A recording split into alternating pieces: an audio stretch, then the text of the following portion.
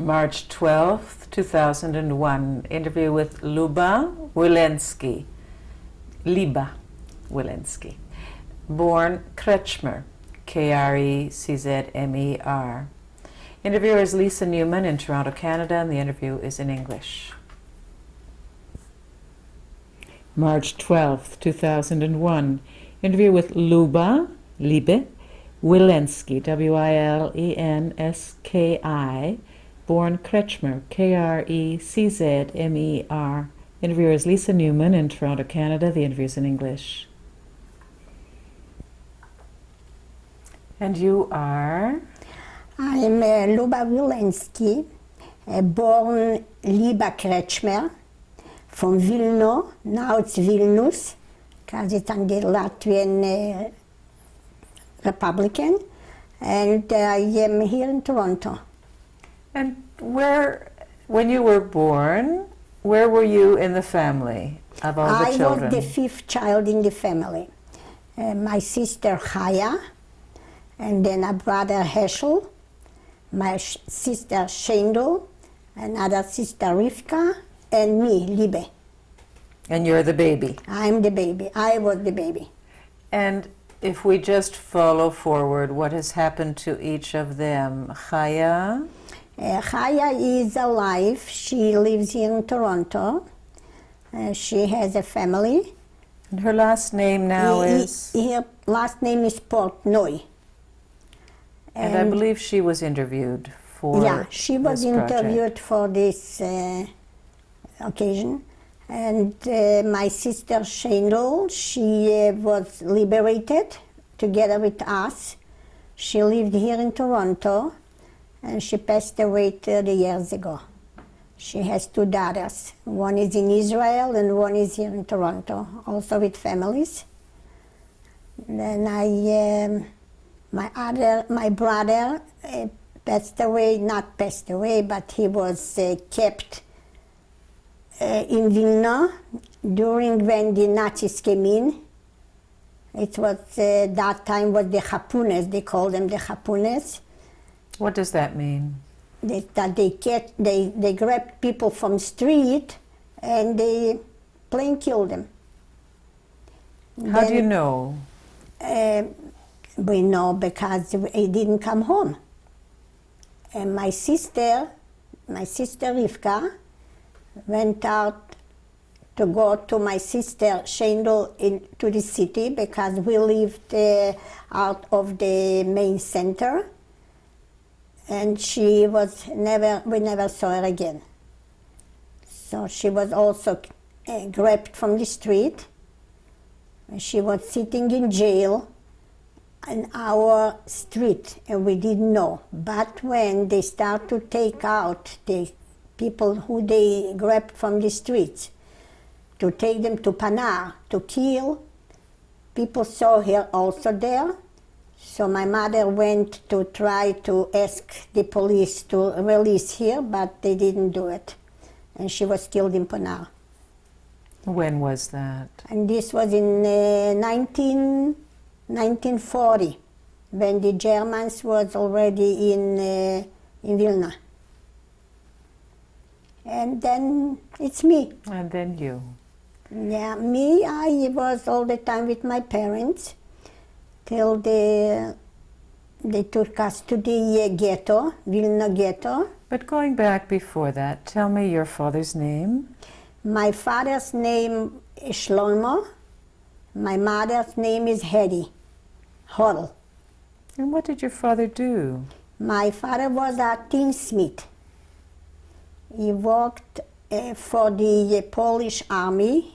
He covered the roof from the buildings. Was that in Vilna? That was in Vilna, yes.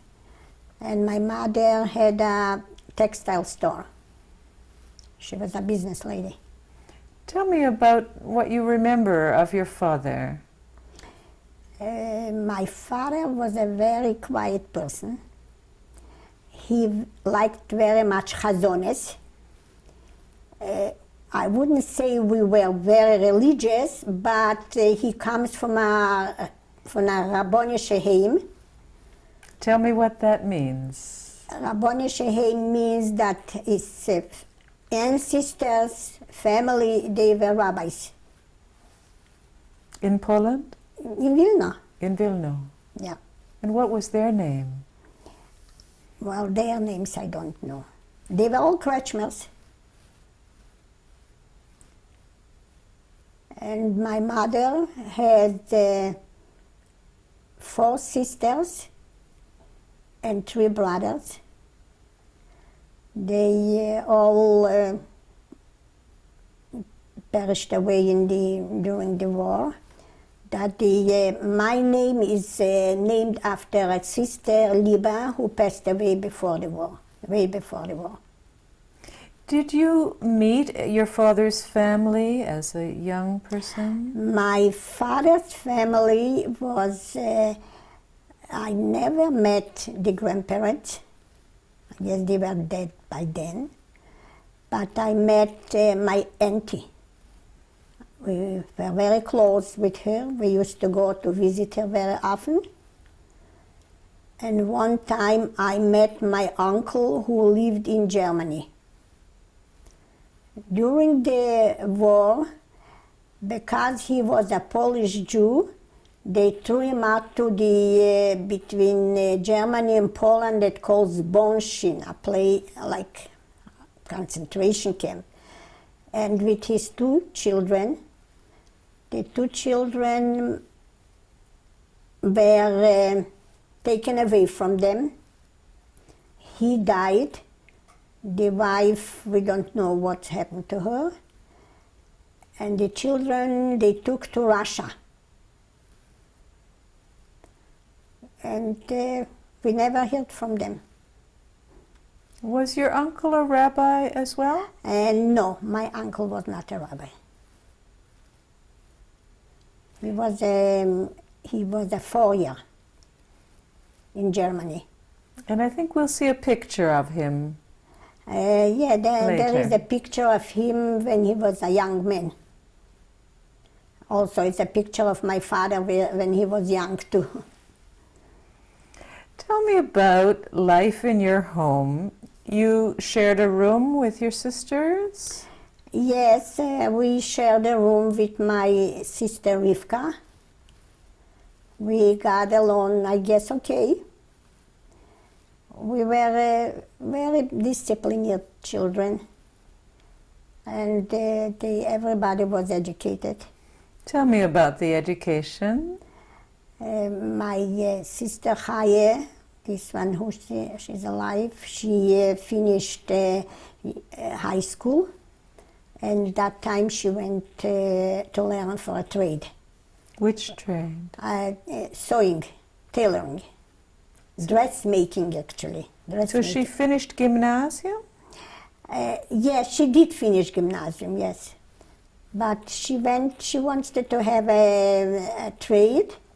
So she went, and a mother she went to learn by a family, also a cousin of my mother's.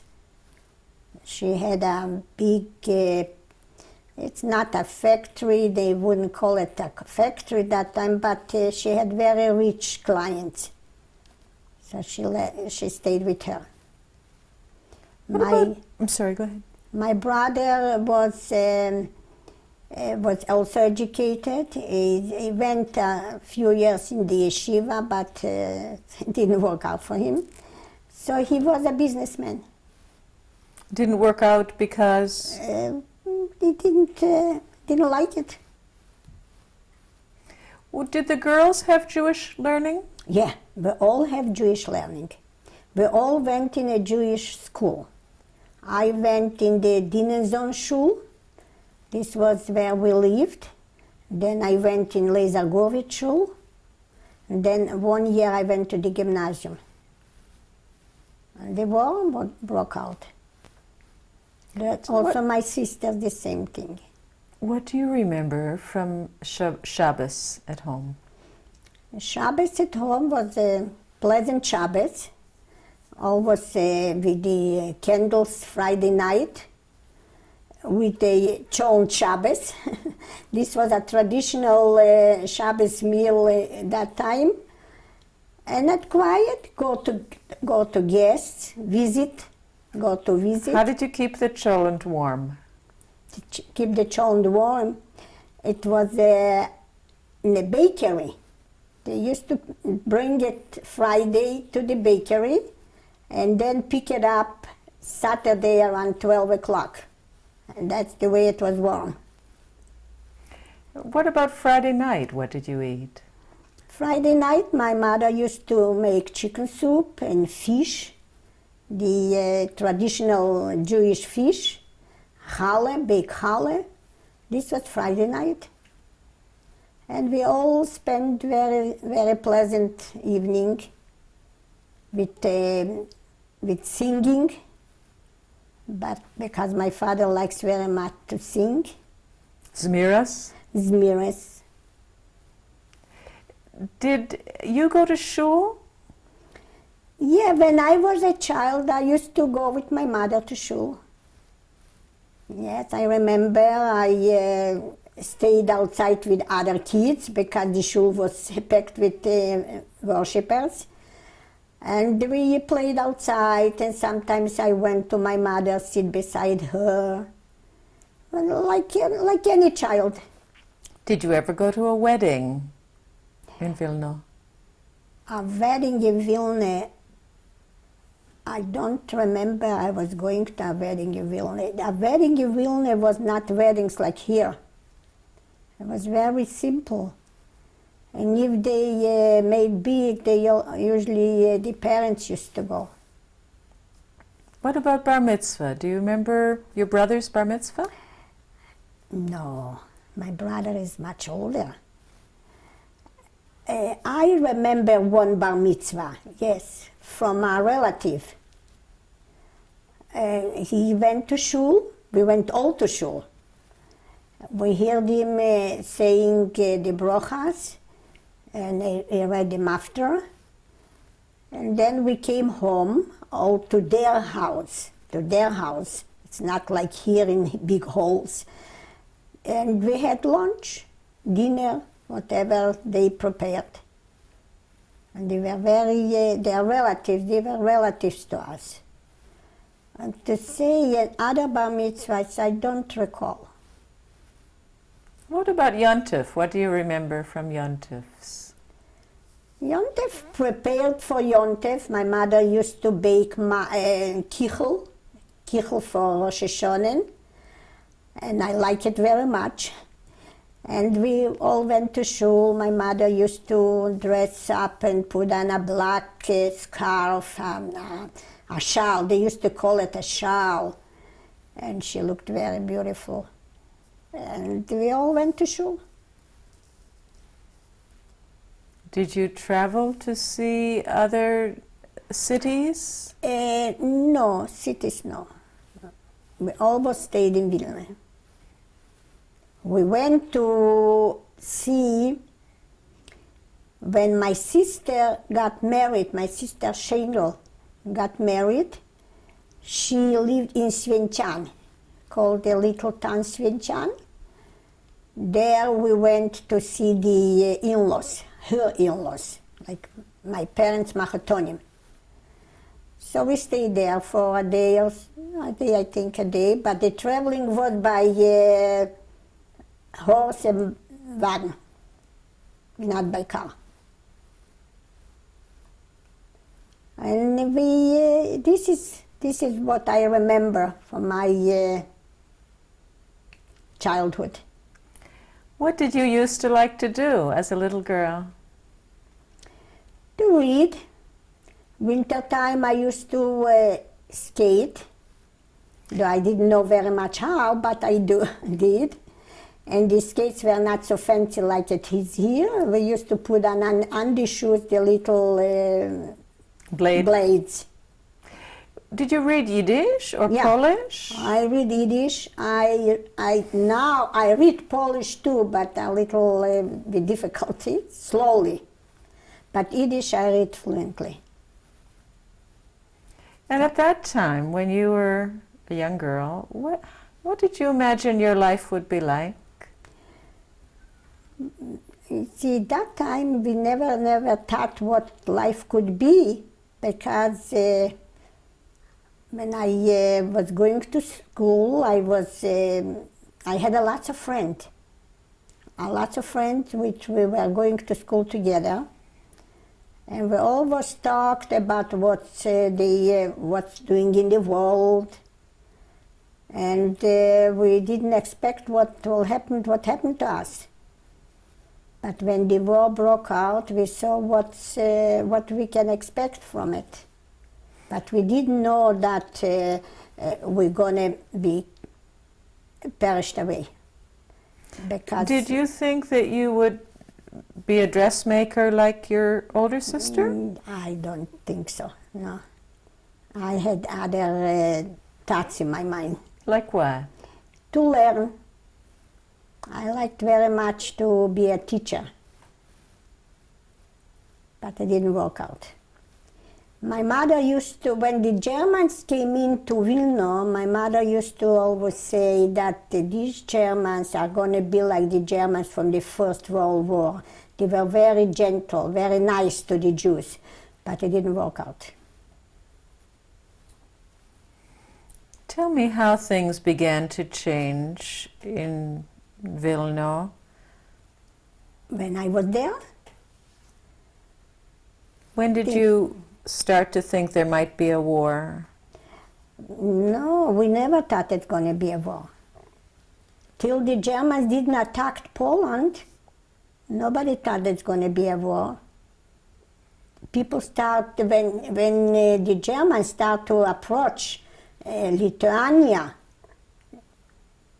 then people saw that that's true. So they start to run. They start to run to Russia. Many people went away to Russia, and from Russia they went to China, and from China they came to America. Did your family think to leave? No. Why? They didn't think of going nowhere. As I say, my mother used to say these Germans are going to be just as good as the Germans from the First World War. But that didn't work out. So what was the first thing that happened? The first thing what happened to the Jews, to your family, to my you family, and your family. We were home. I remember an episode. We lived on upper. I don't know how to say. Our apartment was over a store, and we had a balcony. And the Germans knew that there are girls living in that apartment.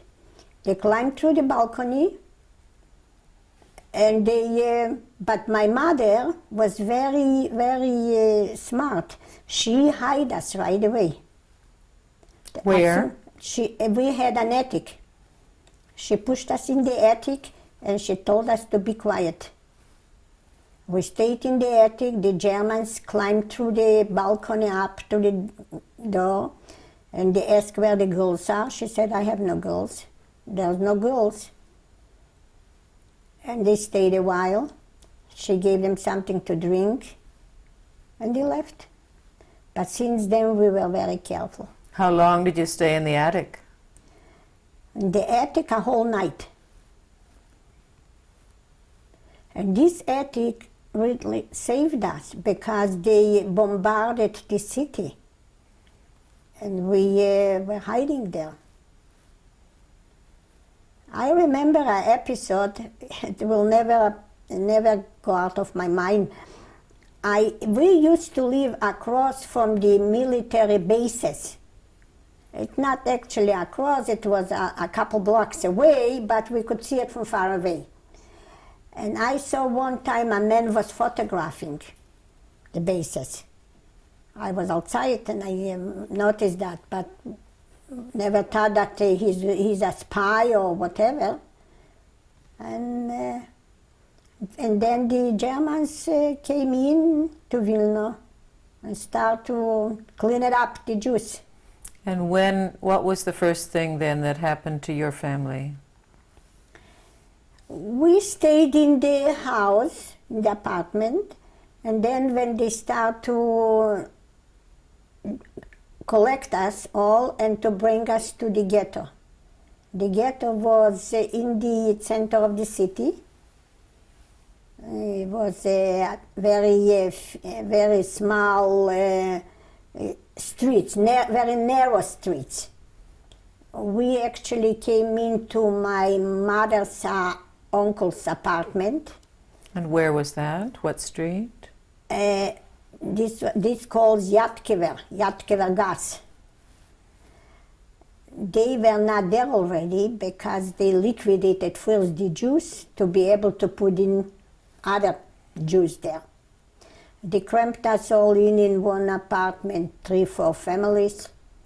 We stayed there maybe about 3-4 months, and then they liquidate that part and they send us over to another street, not city but another street, and this was Shavelsky gas. Before you were sent to Shavelsky, what did you do for food?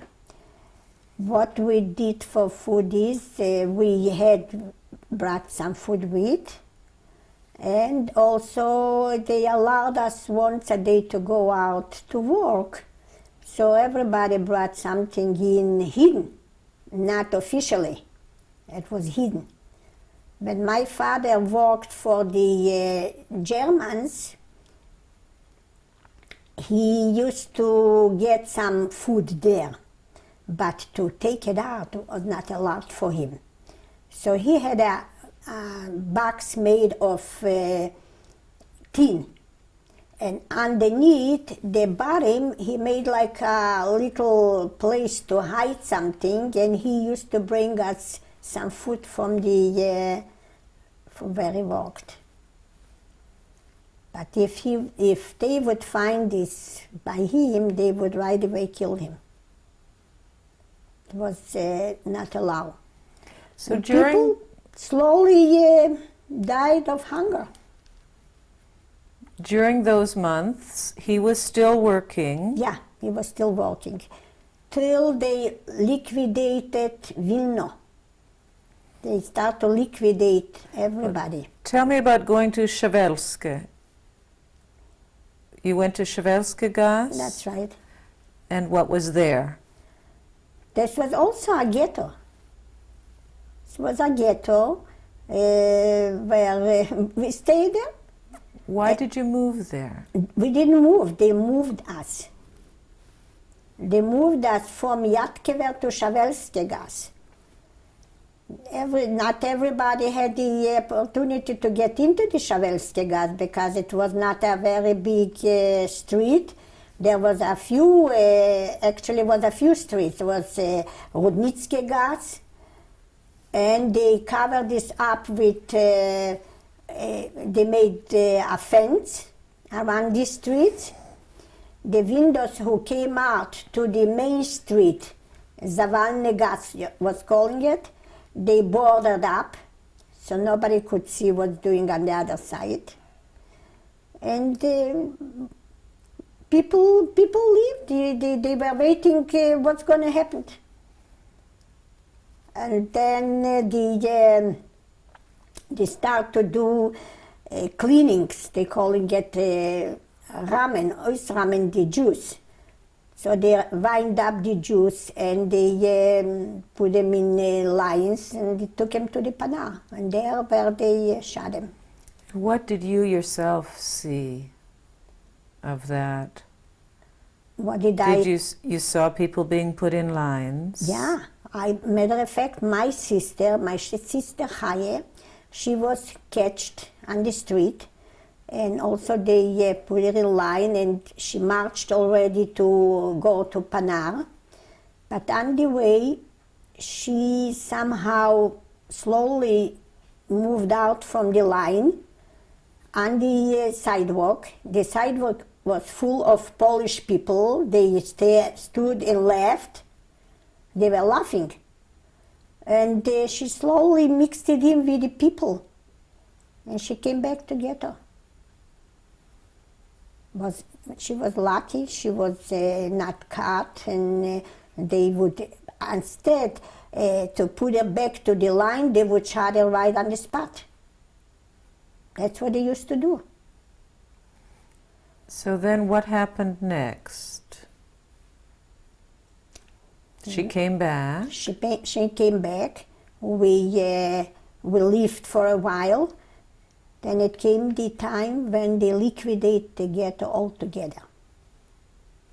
And when they liquidate the ghetto altogether, they brought us in a place was called Rasso. This was like a field. And they start to make selections. They selected us. I remember vividly that they hanged two people, a man and a woman, because they wanted to run away and they wanted to scare us off. So when they were selecting us, it was right and left. My mother went to the left. The Gestapo pushed me to the right, and my sister, because I was holding on to her. So I came up to the Gestapo. I said, I want to go with my mother. So he pushed me away to the right. And this is the way I survived. And my mother, they took it away in a concentration camp. I don't even know where. And what was the end of it, everybody knows. You never saw her again? No, never. My father was taken away to work, and people told us that he died in the camp. In which camp? We don't know. We don't know up till today what day and whenever, but people told us who survived that they saw him there, and he died. It was very cold. The winters were very, very cold, something like here. And we suffered through. We had to suffer through. We had the will to suffer through.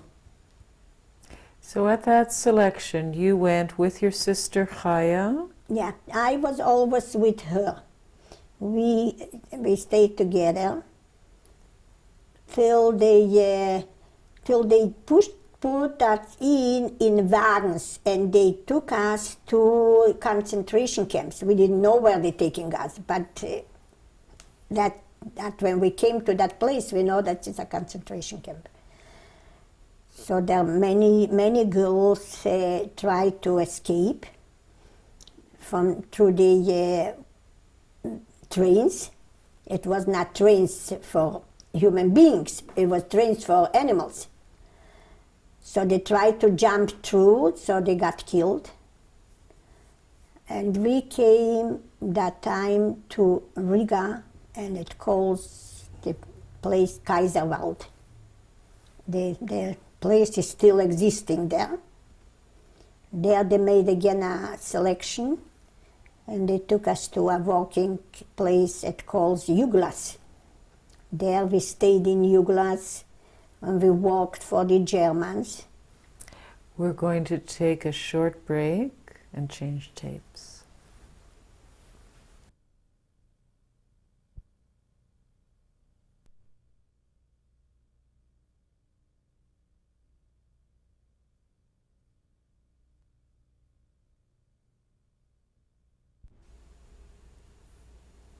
It's tape 2 with Luba Wilensky. So there was a selection at Kaiserwald. And they took us, as I said before, to the Camp Juglas. This was not a big camp. Actually, it was a working place. We worked on the Baustelle. We used to drag wood to build up little little houses, but we didn't know for whom they are, but just to give us work. They changed us the clothes in strap clothes. They cut us, they shaved us off the hair. Where? Just your head? Yeah, from the head, the hair. That in case we run away, we would be visible. But I didn't work too long on the Baustelle. They gave me some work in the camp. I was fixing cables for the front line. How come you changed? I didn't change, they changed it for me. And the food was miserable. What did you eat? What they cooked. They cooked, the soup looked like charcoal. And it used to be there little pieces of pork, which I don't eat, so I never eat it. I give it to somebody else. I don't know if the person eat or not. But they used to give us once a day one slice of bread, a portion. This portion bread, we're supposed to keep it from at night till next morning and the next night. And that's what was our food. Some girls walked out of the working place. They used to bring in some Latvian women used to give them a piece of bread or something, a potato. As I walked inside, I never had nothing. Did people share if they had? Not particularly. But one time I got access to potatoes, and I plain saying stole 2 potatoes. They cut me. They put me in a little shack where there was a dead man lying. I had to stay there all night. I was lucky they didn't hit me. How old would you have been? That time I was maybe 15 or 16 years old, but I was tiny. So I stayed there all night. Next day they let me out. In that camp, they used to count us every morning and every night if we didn't run away. Me as a short person, and they kept me as a child. I used to stand behind the 4 women on a stone that I should look taller. So when he counted, he saw that a tall woman behind standing. Otherwise, as I say, I wouldn't be here today. When they liquidated the camp, there were a few mothers with children. The children were also, I guess, my age or maybe younger. So they liquidated children with the mothers. The mother wanted to go where we were sent, but they wanted to take away from them the children. So they didn't want to leave it, and they went with the children, and they got killed. They took them right away to a grave, and they shot them. From that camp, we went, they sent us again to another camp.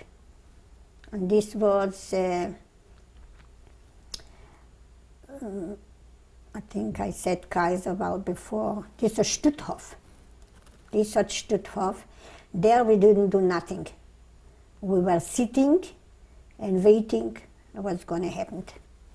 Now, just to go back, how long were you in Uglas? In Uglas we were about a year.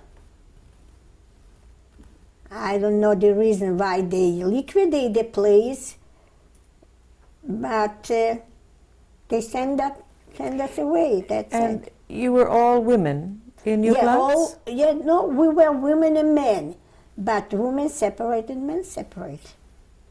You were a teenager. Do you remember if you had your period then? Oh, this was a problem. I had a big problem with that. I took sick, and they took me to a quarantine. And whoever went into this quarantine didn't come out alive. But being in that quarantine and having a high fever, my blood let go. And when the doctor came in, the German doctor came in, he said that I am all right. So if you are all right, you're still a product to go to work. So I was lucky that time too. They sent me back to work. Because I know lots of women, lots of girls, they took away when they were sick, they round them up, like they collect them, and they took them away. We didn't know where. Did they give you any medicine when you were sick? No. No medicine.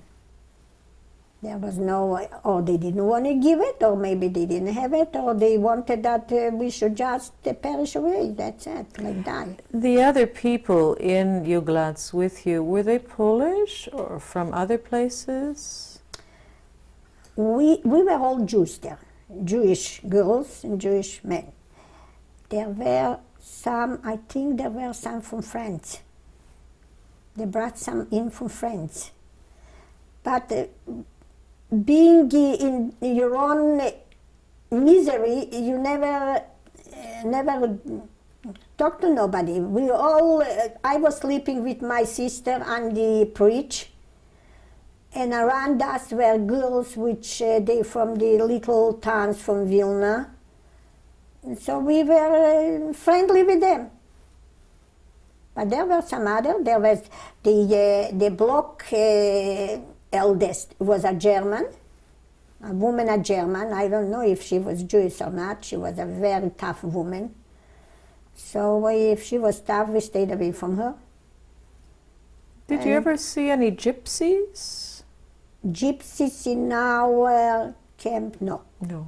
No, I never saw. And you were there for a year. Did you know when Jewish holidays, when Yontif was?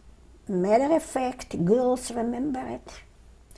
And we tried to observe it, but they didn't let us. What did you try to do?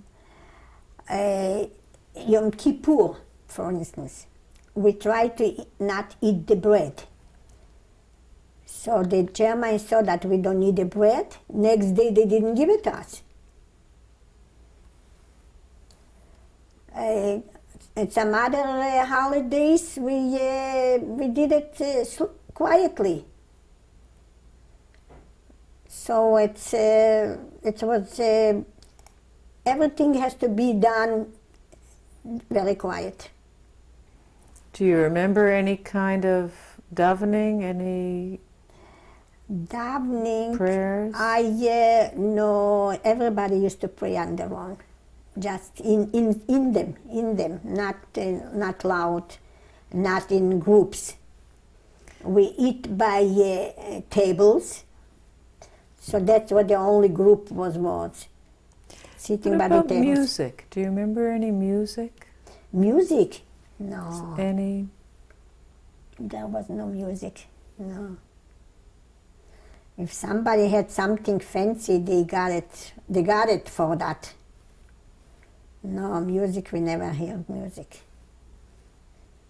Till we were liberated. And did they keep shaving your heads during that year? Not actually, no. We used to wear scarves, special scarves. They gave us all, like, it was matching to the uniform. But they didn't save us. But some girls wanted to shave them because of hygienic. Lice? Terrible. It was terrible. They used to put us in a bath and take us the clothes to an oven to disinfect this. And when they brought out the clothes, everybody grabbed it, whatever they wanted. It never went to me, my own. But we were happy to have the bath. We were happy to have the bath. What about shoes? shoes. I tell you, the shoes, they used to call it klumpes. Klumpes is a shoe made of wood. And that's what we had to wear it. And when the snow was, and we used to walk, the snow used to stick to that. That was murder. That was very, very uncomfortable. Girls had blisters on their feet. Girls used to freeze their fingers from the toes. It was terrible. But I don't know if anybody remembered that. Happened that I remember it. You remember. Yeah. Were you ever without shoes? No. Without shoes, not. But they didn't give us they didn't give us new shoes. We used to wear the same shoes all the time. Tell me about coming to Stutthof. Coming to Stutthof, as I mentioned it, we were in a big room, sitting 4 in a line.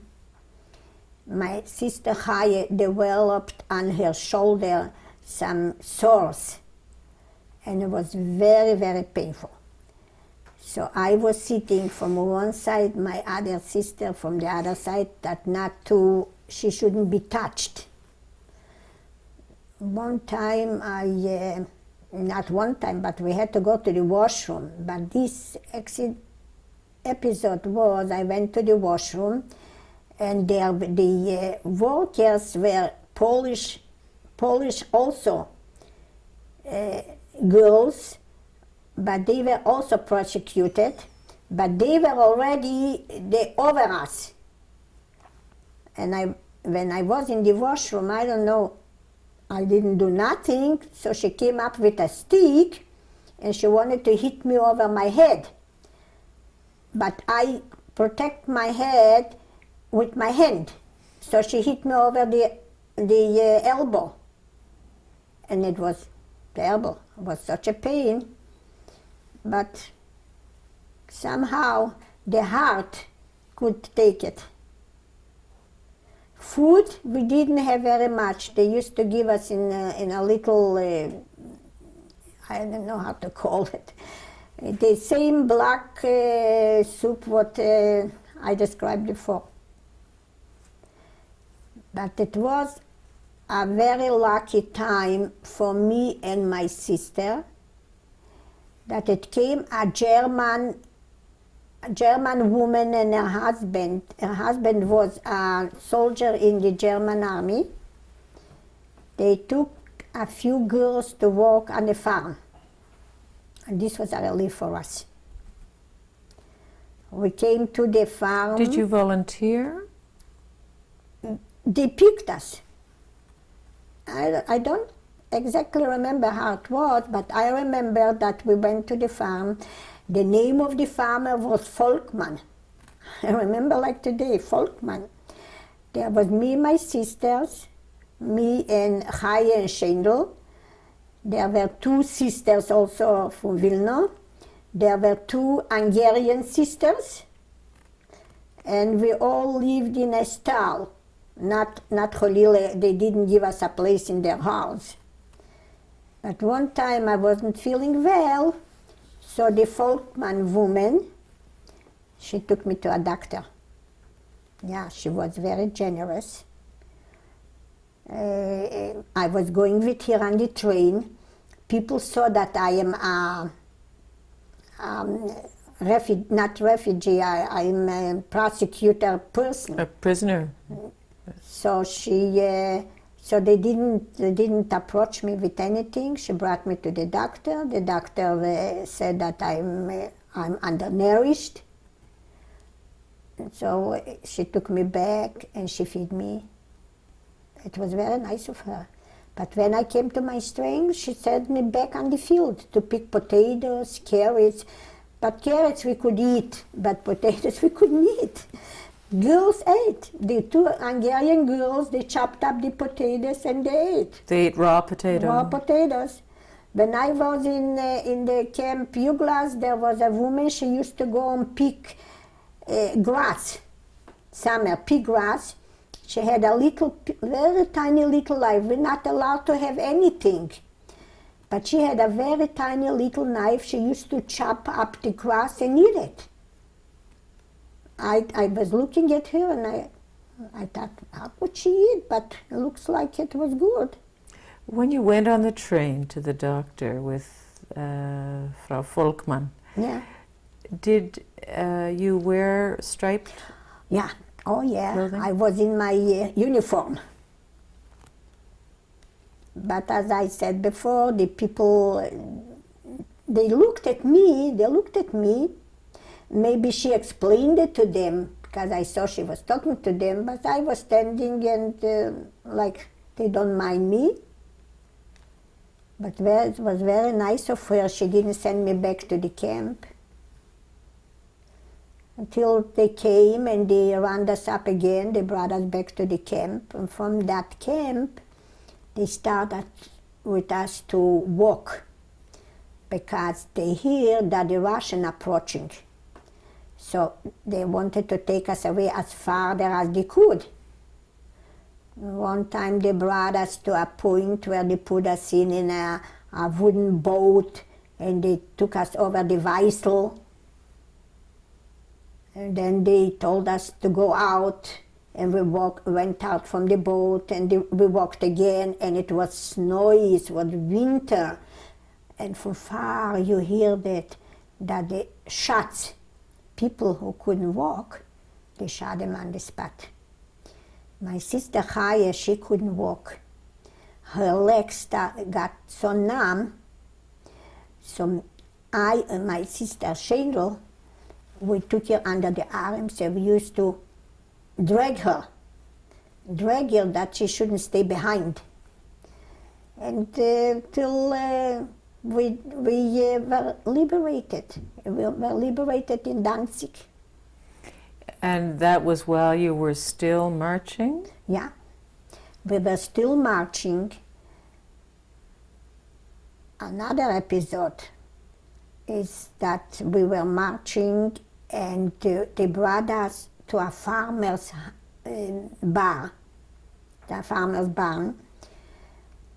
So me and my sisters and a few other girls tried to hide themselves in the straw, because the straw was so high. Winter time, they keeping the straw in a barn. And the rest of the group, they took it maybe a couple miles away, also in a barn, and they burned. They put fire on the barn and they burned everybody there. But they find us, and they didn't took us to shot or whatever. But they brought us in a place where German soldiers were living. And they started us to question. When they were questioning us, we thought, oh, okay, what's going to happen, it's going to happen. But they were very nice. I must say they were very nice. They fed us. They kept us in the warm. And then they sent us back to our camp, where we were liberated, May 1945. And where was that camp? It was also around Danzig. Danzig is a main city in Germany. One time it belonged to Poland. And we were there in a shower. It's not a shower to make a shower from water, but it's like a stall. And we slept on the ground. My sister Sandel took sick, very sick. She got the influenza. They're calling it here influenza. That time they called it typhus. But slowly she survived. The all three survived. And what was the place where you were liberated? Danzig. There was no other name than Danzig. And you were liberated by? By the Russian. by the Russian. We were liberated by the Russian, and they were not nice to us either, the Russians. They accused us to be spies, girls to be spies. And they asked us, how did you survive? Apparently you did have something to do with the Germans. That's the way but there was a Jewish officer, very nice person, I don't even remember his name, and he told them that these girls are prisoners. They were prisoners by the Germans. He was a Jewish officer in the Russian army. From the Russian army. And did he speak to you in Yiddish? No, I don't think he spoke to us in Yiddish. He spoke Russian, but we understand Russian, because we were 1 year under the Russian government. Vilna was 1 year under the Russian government. And then after we came out from that camp, we went to Braslav. Braslav is also a Polish city. We wanted to go to Vilna. So we boarded a train, not a train, it also was like where they carrying kettles.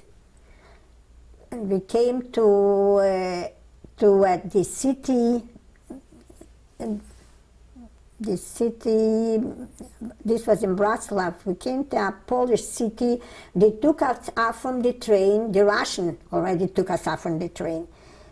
And they threw us in again in a camp.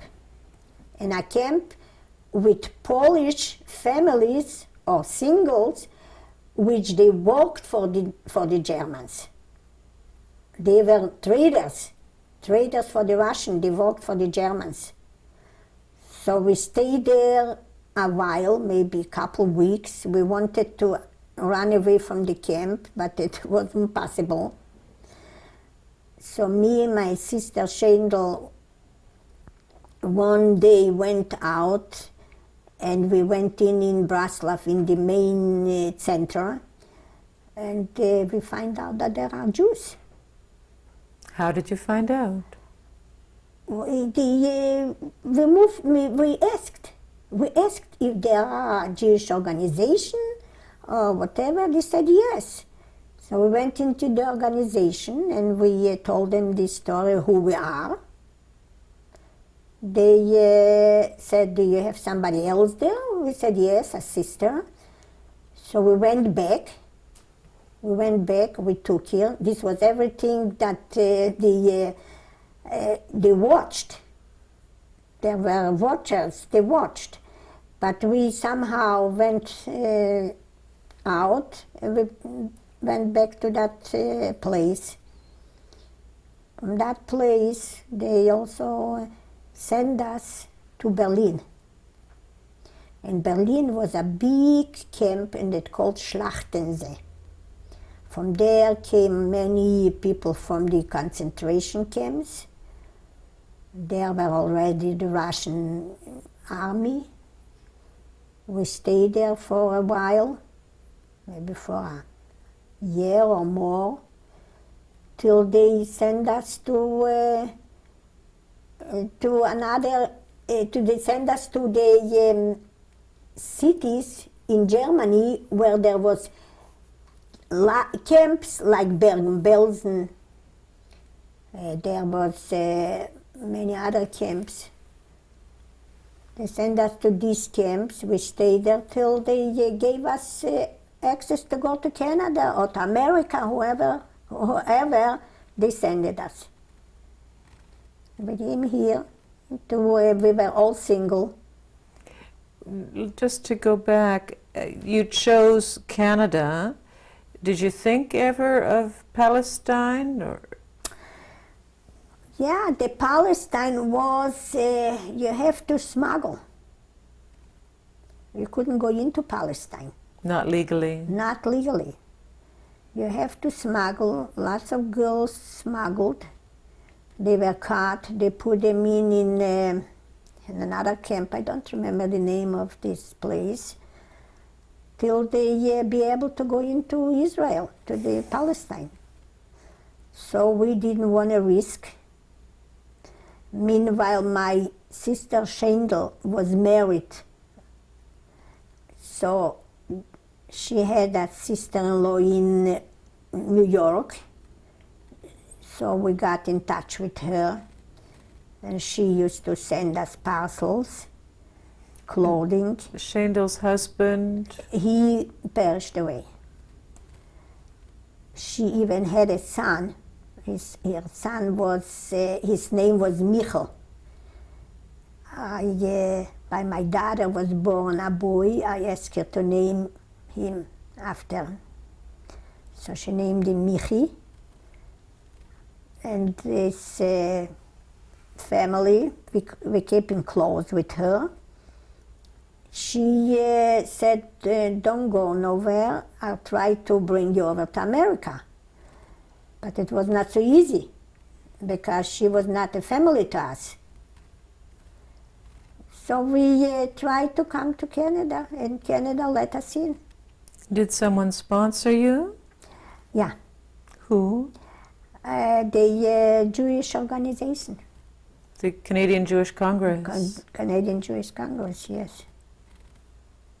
And you later married. You met your husband? I met my husband. I knew my husband from Bergen-Belsen because my sister Shendel lived in Bergen-Belsen. She remarried a second time.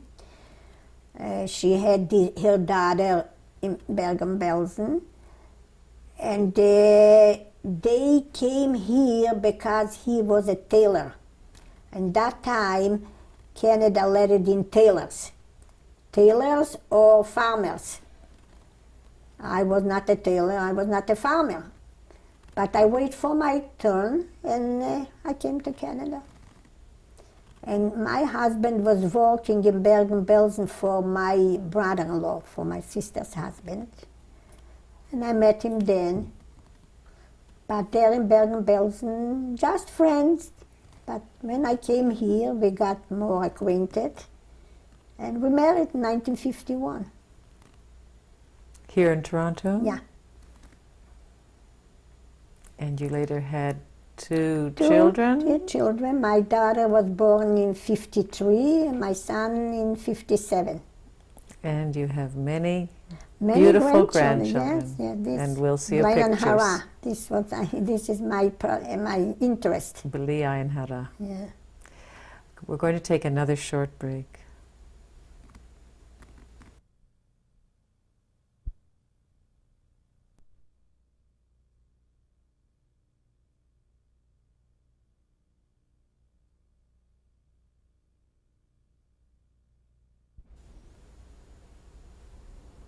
This is tape 3 with Luba Wilensky. So just following up on your life in Canada, you married in 1951 and had two children. 2 children, yes. What other, you've been busy in these 50 years. Yes, What have you done? We were busy, yeah, but when I married to my husband, before we were planning to buy a house. We bought a house on Ossington by Bloor, 8-room house. I took myself a room and a kitchen, and the rest was rented. So we paid it off $10,000 very fast. The house was only $10,000 worth. We lived there when my daughter was born there. When she was 3 years old, we moved on Eglinton and Oakwood. It called Lanark. We bought a triplex. And we lived there. My husband worked in the Cook Clothing manufacturer, where they manufactured men's clothing. And also in the evening, he used to go to work in other shop because he specialized that in pockets. He was a pocket maker. They used to laugh. You're making pocket, but they have nothing in the pocket. This way, we and I was home. And we rented out, the other 2 apartments was rented out by us. And we lived a quiet life till my husband started to have problems, back problems. And the doctor said he should have an operation, but we decided not to.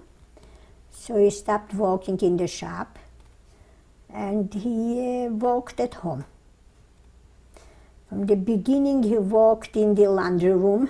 He made himself a little place in the laundry room. Then we opened a little shop in the basement. This was a basement apartment. We had workers. My husband used to take out work from the private customers, private tailors actually, private tailors. And this way we lived a quiet life. And we still have the place. It's still our property. And my husband then liquidated the place 4 years ago. Actually gave it over to an Italian guy who worked for him. And he was working there till last year. Last year he moved out, so we're renting it out. But my husband took sick 6 years ago. He went for a checkup to the doctor, find out that the kidneys are damaged. So he asked the doctor, I don't feel anything, how come my kidneys are damaged? He said, till we don't see it, we don't know. What was the problem? High blood pressure. He used to take a pill for high blood pressure, and this damaged the kidneys. Last year he started to go for dialysis. Till last year we worked for the diets, but the doctor said that it won't work. You have to go on dialysis. So he's on dialysis now. I was always home because the kids were smaller, and I had before I had the big house, I had roomers. Have to look it up, and then we had the triplex, so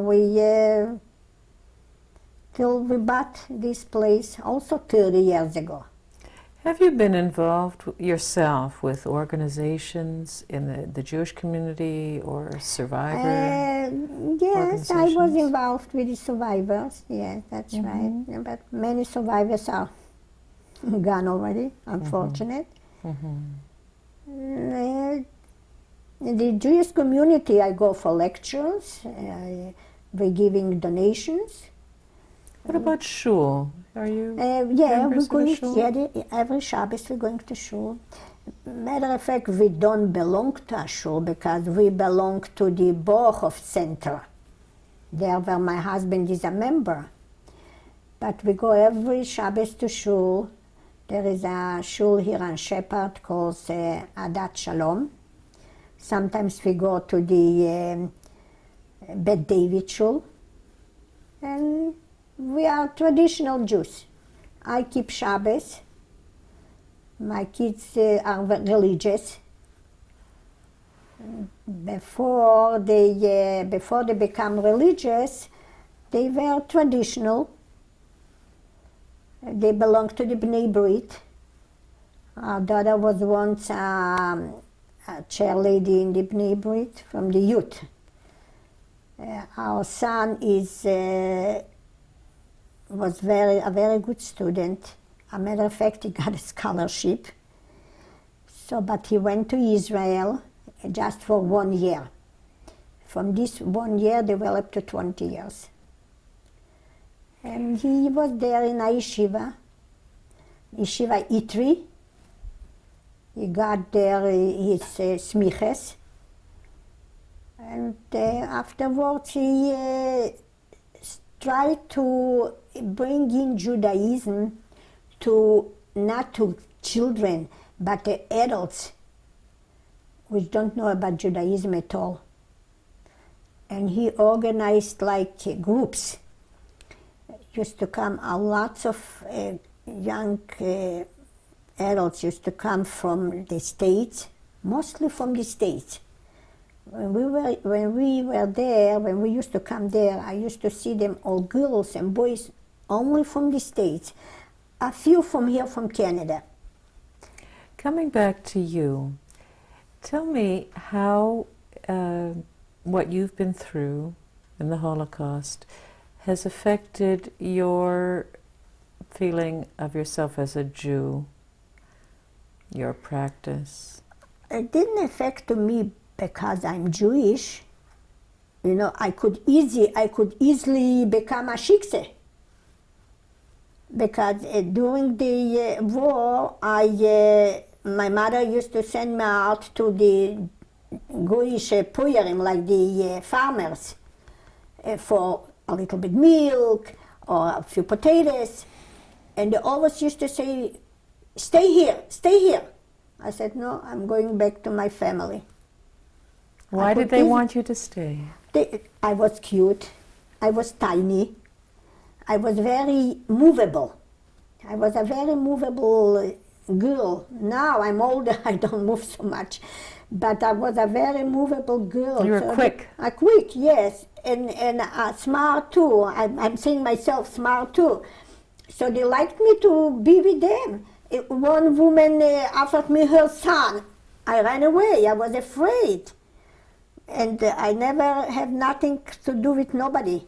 And I came back, I better suffer through. If I would suffer through it, I suffer through, I'm alive. If I wouldn't suffer through, so what happened to everybody would happen to me too. Did you believe that you would survive? To be frank with you, no. In the condition we were, nobody of us believed that we're going to survive. Nobody of us. But sometimes the seichel, the comes to you, and you think, I should try. Like hiding in the farm in the straw. It was dangerous. It was very dangerous. The next day they came with forks. And they stick in that's the way they find us. They stick in the straw and they find us lying there. We thought maybe the farmer's going to kill us. Because, listen, the way we looked, we were not giborim. He could take a stick and hit us over the head and finished with us. But he gave us into the German, and that time I can't complain. They gave us to eat and it was warm. And they sent us back in another camp. Well, listen, this was not, they couldn't keep us. It's a good thing that they didn't touch us. Sometimes there was mazel. Mazel is more than verstand, you know what I mean? Yes, yes.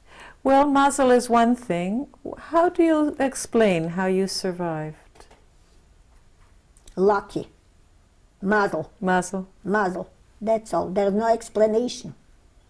It's not like some people were hidden. You know, that's the way they survived.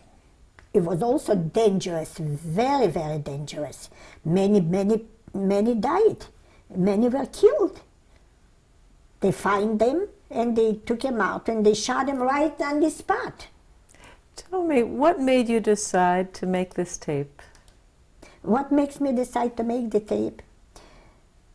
For my grandchildren. A couple years ago, I never told my kids what I went through because I didn't want to hear them. But a couple years ago, I was in Israel, and my third grandson, which is going to be bar mitzvah now, came to me, he came home from Cheder, and he told his mother that the Rebbe were talking about the Holocaust. So, and I was sitting there, so my daughter said, go ask the Bobby. So he came up to me and then asked me. He asked me, were you in the Holocaust? I said, yes. So tell me, how did you live through? How this, how that? I told him in a few words, you know. And a kid, he went away. They kids, my children, my grandchildren, they don't speak English. They speak English with an accent, they don't understand very much. My English is not so perfect for them. So I told him whatever I told him, and a kid, he went away to play. So now I figured, well, I'm getting older. Let them see my life, how I lived through. Because when they were teenagers, I used to tell them, kids, you have to look out for your life. So, you know, when they are teenagers, in the stube is everything there, they don't care, they don't need it to go out and look for parnassa, because lots of girls went to work in bakeries, how that or never. Every time she needed $1, she had $1. So that's why I decided. What do you hope, and this is the last question I want to ask you, but what do you hope people watching the tape, your grandchildren or others, would learn? To be frank with you, I don't know what they can learn from whatever I said, but they will see what I went through. I hope and pray and beg God every Friday when I'm lighting my candles, and I'm lighting 32 candles. I took them away from there. And I'm asking God that He should keep my children and my grandchildren alive, and all the Jews, the good and the bad. Because what's going on in Israel is not pleasant to hear and not pleasant to see. And my children don't want to move back. They're born here, but they don't want to move back. And we help them to situate there. We bought them apartments. As a matter of fact, we bought our daughter an extra apartment. She should be able to rent it out and have some parnassa. And my son fixed himself up a beautiful apartment. And in Yiddish should say, es soll nicht verstört werden. Because they live in a environment where it's very, very dangerous. And they live in Yerushalayim, in the old city, where they live beside Arabs. And it's not chas v'cholile. We know what they are. So you fear for them. Yeah, I worry for them. Yeah. Many times I don't sleep because of where my daughter lives. Next door is an Arab family. Many times I'm asking her, how do they behave? She said, they're fine. But you never know, you know. Many years ago, I remember we were in Jerusalem, in the old city. An Arab from a village came in the spot and killed a policeman. And this is not the first one. This is the many one, you know. Well, so you've certainly seen a great deal in your life. Oh yeah, I'm now, whatever I went through it in the past, I'm alive. I'm going with my life. But I worry now for my children, my grandchildren. Yeah. I want to thank you very much for making this tape. Thank you for not talking me in, but you know, it like I said, it came the time when I decided I'm going to do it. We're going to take a short break again. Can I make you a coffee? Don't put this on the video.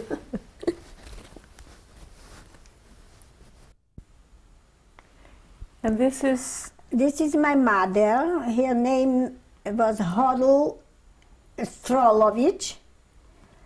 She comes from a family from 7 children.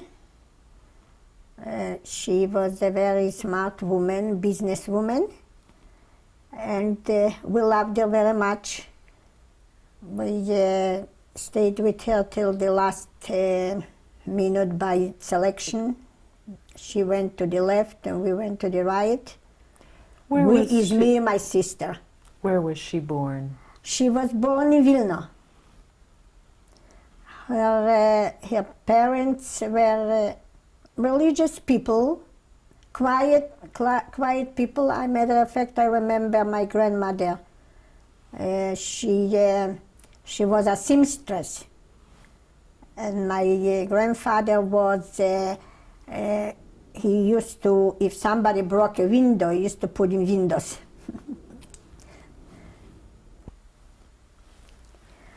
These are my parents from my father's side, my grandparents. From the left side is my father's brother. He lived in Germany. His name was Yaakov. And his last name? He's not alive. He was Yaakov? Yaakov Kretschmer. In the middle is my father's sister. She was Leah Kretschmer. Her married name was Strauss.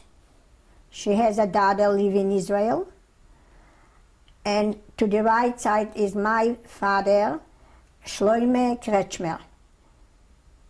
This was when they were all young. Where did they live? They all come from Vilna. They lived in Vilna. They were born in Vilna. They lived in Paspeshk. It was called like a street Paspeshk. And what did your grandfather do? Sorry.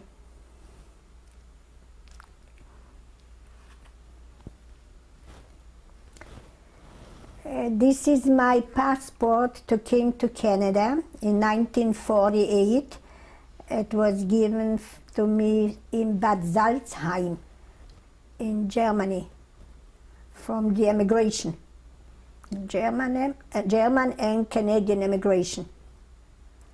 And I arrived here in Canada in 1949 on the boat Langford in Halifax.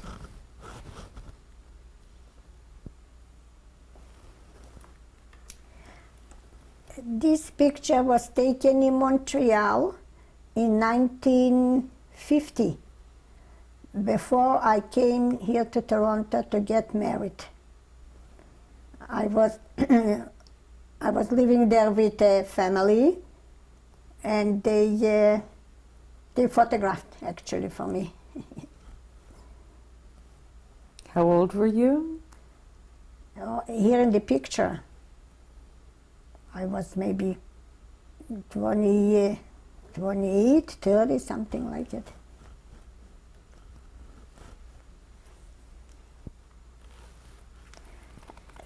This is my son's family, David, Shloime David, and his wife Hannah, and now they have a 7th child, but this is the 6th children. The bar mitzvah of their oldest son, Anani, and then it goes Nuri,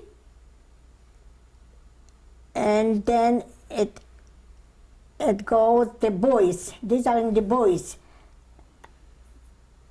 Yudi and Tzuriel.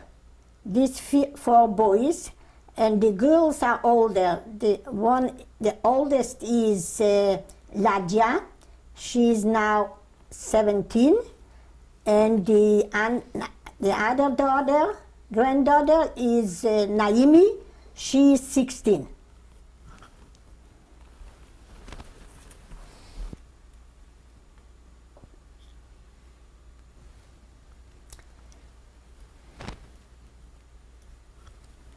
This is my daughter's and my son-in-law's children, Hedy and Yaakov.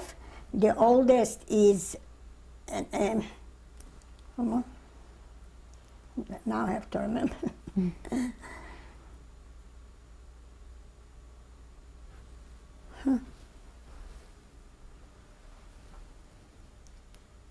The oldest is Roni, Eliyahu, Sani, Michi, Yochanan, Yeshua, and Pinchas.